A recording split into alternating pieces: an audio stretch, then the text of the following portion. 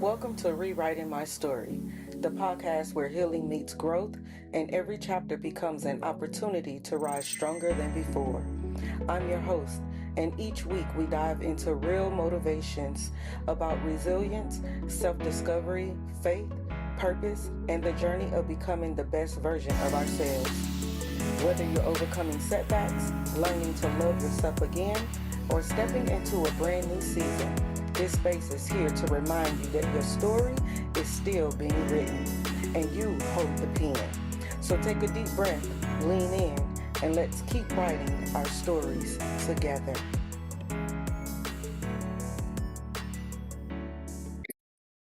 I'm finally fixing my own crown. You know what's funny? People will watch you bleed and still ask why you're tired. They'll watch you hold everything and everybody together with duct tape, prayer, caffeine, survival mode, and pure stubbornness. Then call you strong like it's a compliment. Strong? Don't you know that word almost killed me? Because every time somebody called me strong, what they really meant was, you don't get to fall apart. And for years, I actually believed them. I believed being needed meant being loved. I believed sacrificing myself was loyalty. I believe exhaustion was purpose. I believe if I just gave enough, fixed enough, healed enough, forgave enough, and carried enough, eventually someone would look at me and say, now it's your turn. Ironically, that day never came. Because people get comfortable watching you survive, especially when your survival benefits them. And one day I looked around and realized something terrifying. Everybody was wearing crowns I helped polish, while mine's, oh, it just sat broken in my lap. I was the one abandoning myself, not them, me. See, healing gets real uncomfortable when you stop blaming everybody else and start realizing how often you volunteered your own heartbreak. That part doesn't trend online. Nobody claps when you admit that you ignore the red flags, you answer calls that drained you, you stayed too long, you kept pouring from an empty cup because you thought love meant depletion. Nobody celebrates that part because that's where freedom starts. Not in pretending you were never hurt, not acting unbothered, not in revenge. Freedom starts the moment you say, I matter too. Whew. I matter too. Some of us was raised to believe neglect was holiness, that burnt out was noble, that rest was laziness, that boundaries was disrespectful, that saying no made us selfish. So we became emotional paramedics for everybody around us, saving marriages that weren't ours, fixing friendships that only worked one direction, keeping families together while privately falling apart, smiling through depression, laughing through grief, posting I'm good while our soul whispered, no, you're not. And can I tell you something? You cannot keep setting yourself on fire to keep people warm. Let me say that again for you. You cannot keep setting yourself on fire to keep people warm. At some point, ashes stop looking like love. And I know some people won't like this version of you, the healed version, the resting version, the boundary setting version, the version that no longer apologizes for existing. Because your exhaustion used to make other people comfortable. Your silence protected them. Your overgiving benefited them. But now you're finally asking questions. Questions like, why am I the only one always understanding? Why am I the only one that's always giving? Why am I the only one that's always listening? Why am I the only one that's always compromising? Why am I the only one that is always over giving and pouring and pouring and pouring? Why do I feel guilty for resting? Why do I shrink myself so others can shine? Why do I keep abandoning myself trying to avoid abandonment? That last one, that one will preach. Because sometimes we betray ourselves before anybody else gets the chance. Overextended, over-explain, overcompensate, overlove, and overstay. All because we're terrified that if we stop performing, people will leave. But hear me carefully. Anybody who only loves the exhausted version of you does not love you correctly. Let me say that again for those in the back. Anybody who only loves the exhausted version of you does not love you correctly. Carrying everybody's emotional baggage. Anybody who only appreciates you when you are suffering does not appreciate you, and they do not deserve access. But that's the catch. That's all that they appreciate. They appreciate the access to you and not the love from you. See, I used to think my crown got broken because life was unfair. And yes, life has been lifing. Some of us survived things you never should have survived. Betrayal, abandonment, abuse on every magnitude, loss, humiliation, loneliness, disappointment after disappointment after disappointment. Some people know your smile, but have no idea how hard you fought just to stay alive. But even after all that, you're still here, still breathing, still hoping, still trying. And that in itself matters. Do you understand how powerful it is that after everything that was meant to destroy you, you still have softness left? That's strength. Not pretending nothing hurt you, not becoming cold. Real strength is surviving without becoming cruel. We break in the cycle that hurt people hurt people. And we begin to understand that hurt people never want anyone to feel the hurt that they felt. Therefore, they choose not to hurt others. Now that's royalty. And maybe that's why this crown matters so much. Because I didn't inherit this crown. I earned it. Every sleepless night earned it. Every tear earned it. Every setback earned it. Every betrayal earned it. Every prayer earned it. Every moment I wanted to quit, but I didn't, earned it. And now I'm finally fixing it myself.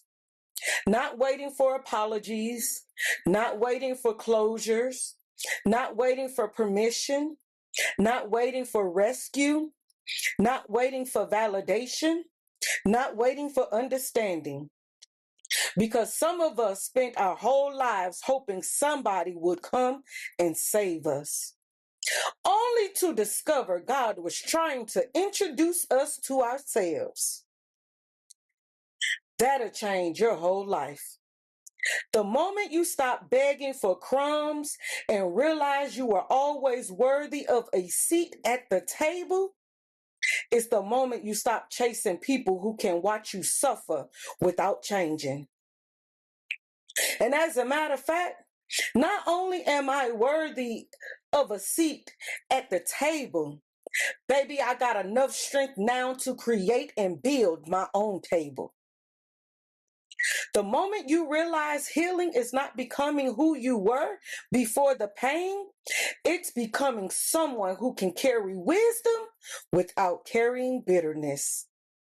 And listen, as I've said many episodes, healing is messy. Sometimes healing looks spiritual. Sometimes healing looks like therapy. Sometimes healing looks like blocking numbers. Sometimes healing looks like taking a nap. Sometimes healing looks like crying in your car. My favorite, crying in the shower. Sometimes healing look like saying, I can't do this anymore. And for some of us, healing starts with learning we do not have to earn rest. We don't need permission to breathe. You don't need to justify your peace. You don't need to explain your boundaries to people committed to misunderstanding you. Let me say that one more time. You don't need to explain your boundaries to people who are committed to misunderstanding you. Because healed people stop arguing for their worth. They stop auditioning for basic respect. And I know that's difficult when you spent years believing your value came from what you could do for everybody else. But hear me and hear me clearly. You deserve love that does not require self-destruction. You deserve love that does not require self-abandonment. You deserve love that does not require you to lose who you are. You deserve friendships where you are not the unpaid therapist. You deserve softness too. You deserve reciprocity. And maybe in this season, it is not proving yourself anymore. Maybe this season is about recovering yourself. Maybe this season is about looking in the mirror and finally meeting the version of you that got buried beneath survival mode. The version that laughs freely, sleeps peacefully, creates boldly, loves carefully, trusts slowly, and never again abandons themselves trying to keep others comfortable. Because I'm tired, not weak, not defeated, just tired of carrying things that were never assigned to me. Tired of confusing suffering with purpose. Tired of shrinking. Tired of for apologizing for needing rest. And honestly, some of us don't need another motivational quote. We need recovery. We need honesty. We need to admit that survival mode became our personality. That hyper independence came from disappointment. That overachieving came from wanting to feel worthy. That people pleasing came from fear. And once you realize that, you stop romanticizing your pain. You stop calling chaos home. You stop mistaking anxiety for love. You stop chasing people who only notice your value once you stop giving it. That part right there, that part frees people. Because the moment you finally choose yourself, watch how many people accuse you of changing. And they're right. You did change. You got tired of bleeding for applause. You got tired of carrying kingdoms while neglecting your own soul. You got tired of surviving at the expense of living. And yes, you change, not in the matter that they say, but you changed to become a better version of yourself. And there's nothing wrong with that. Keep changing, keep healing, keep surviving, keep overcoming every obstacle that comes your way, that's thrown at you, keep on keeping on. Because now your peace matters. Now your mental health matters. Now your healing matters. Now your crown matters. And crowns require maintenance. See, nobody tells you that royalty gets tired too. Even queens cry. Even kings break. Even strong people need somewhere safe to land. So if you're in a season where you feel disconnected, exhausted, rebuilding, grieving, rediscovering yourself, you are not failing. You are repairing. That's a difference. Broken things are not always ruined. Sometimes they are rebuilding stronger foundations. And maybe that's what this season really is. Not punishment, preparation. Not destruction, transformation. Because the version of you that emerges after healing moves differently, speaks differently, chooses differently. That version no longer begs to be chosen because they finally chose themselves. And I can be real for 1 second. Some people are going to miss the old you, the always available you, the overgiving you, the silent you, the exhausted you. But the old you was drowning. And survival is not the same thing as living. So no, I'm not becoming selfish. I'm becoming whole. There's a difference. I'm finally learning that rest is productive. Peace is productive. Boundaries is productive. Joy is productive. And maybe the most revelationary thing a tired person can do is stop abandoning themselves. That's revolution. Choosing yourself after years of self-neglect. Speaking kindly to yourself after years of self-hatred. Resting without guilt. Existing without performance. Loving yourself enough to walk away from what keeps hurting you. That take courage. And please believe, the ones that you walked away from will speak negatively, will paint a negative picture about you. Do not let that distract you, get you off course, get you discouraged, get you unfocused. Because tonight, I just want somebody to listen, to know this. Your crown may be cracked, but you are not worthless. You may be exhausted, but you are not finished. You may be rebuilding, but rebuilding is holy work. And one day, you're going to look back at this version of yourself, the tired version, the healing version, the barely holding it all together version, and realize that person saved your life. So yes, I'm finally fixing my own crown. Piece by piece, boundary by boundary, prayer by prayer, rest by rest, truth by truth. And for the first time in a long time, I am not ashamed of becoming someone who protects their own peace. Because healing didn't make me harder, it made me wiser. And now I know this crown was never meant to be carried by exhaustion. It was meant to sit on the head of someone who finally understands their worth. And that somebody is me.